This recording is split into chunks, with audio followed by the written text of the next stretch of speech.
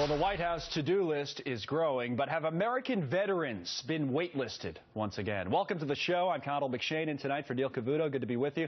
President Obama is still pushing a $3.7 billion border bill. We know that.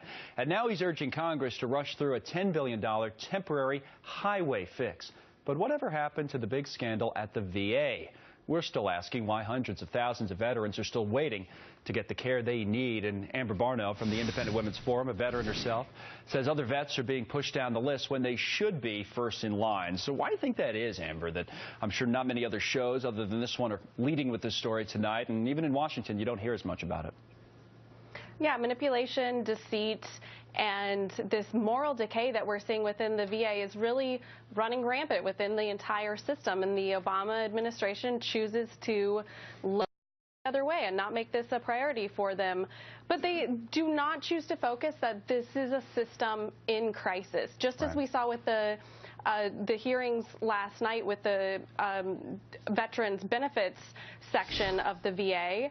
This isn't an isolated incident within the health system with the VA. There's manipulation of data system-wide, and this needs to be addressed and get fixed. And unfortunately, we're not seeing any leadership out of the White House on this. I'm thinking that even many people watching, until you referenced the fact that there were hearings last night, if they just watched the news this morning, maybe not have realized that that even took place, that the attention, it's not that there's no developments. I mean, for example, the watchdog group made announcements. The backlogs have been cut down, the VA will tell you. By the way, they still have some work to do. When you have 275,000 in your backlog list, you still have some work to get through. But the point is, there still are developments in this story that aren't necessarily getting reported. Next steps for you, what would you like to see happen specifically?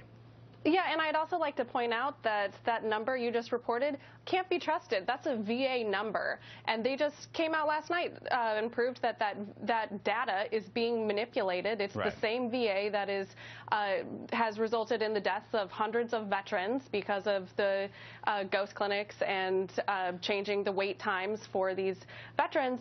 So another point I want to bring out is the whistleblowers.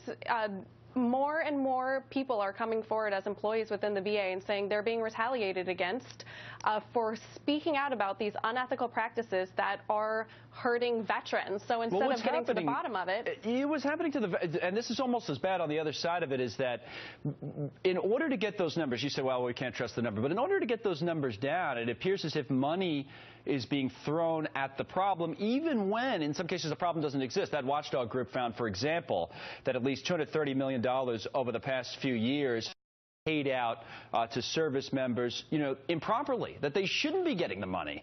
So we're focused so much on people who are waiting too long and what have you, but now, almost to make things look better, just throwing money at the problem, which doesn't solve it either, does it?